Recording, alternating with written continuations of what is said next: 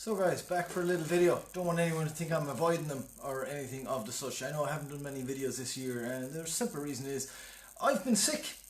I've had tonsillitis for the last couple of weeks and I still have it, and I'm on antibiotics and I'm on my third week of them, and it's only about now I'm starting to feel that I can talk without being sick. So that's where it's at. So it brings us to a good question. Should I train when I'm sick? Should I train when I'm on antibiotics? What should I do? Right, well, rule of thumb, if you're having difficulty breathing or swallowing your saliva or getting up in the morning, maybe don't train. Especially if you're on antibiotics. That would be a very good example. Now, there are mixed opinions on this. The mechanism that your body uses to fight an infection when you're on something like antibiotics is actually very, very similar to the mechanism that it uses to recover from a training. So, if you're on antibiotics, there's already a load that your body is trying to recuperate from. And if you stack hard exercise on top of that, you're going to ask too much of your body, and you may end up going backwards. You may negate the positive effects of the antibiotics. You may prolong your infection. Now, some people say if you don't train that hard, it's not that much of a problem.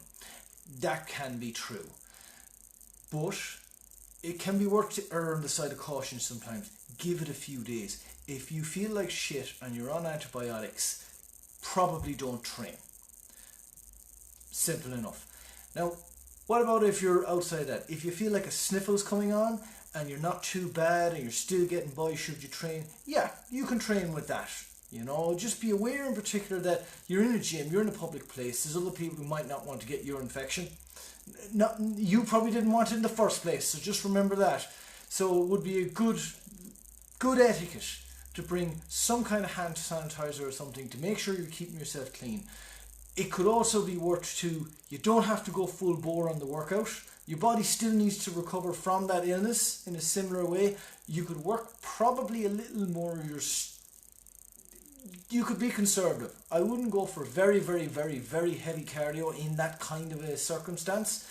That can be quite taxing. And you know, there's a lot of statistics to show that people after a marathon or an Ironman or something of this ilk are a lot more likely to get an infection because it's extremely arduous on the body. So on a similar, smaller scale, would avoid very hard cardio if I feel a bit of a sniffle or a sickness going on. However, getting a bit of movement, getting a bit of core, getting a bit of strength, it is going to help the circulation, it is going to keep you ticking over, and it's very good for the mind.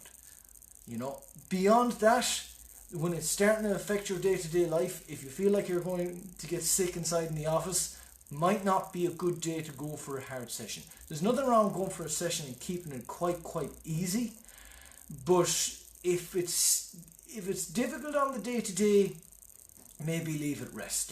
Like I haven't gone to training in the last couple of weeks because I feel sick. It was difficult enough to get up and go to work. I also need to be active for my job, so that's also a consideration.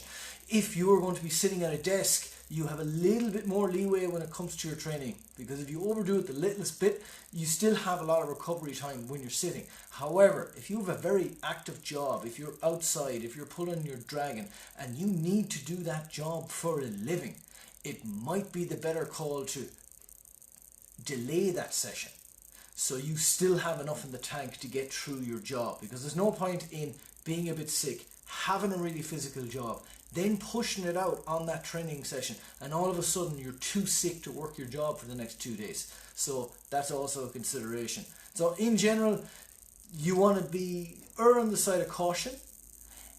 If you have a desk job, if it is your only activity, definitely get out and do it.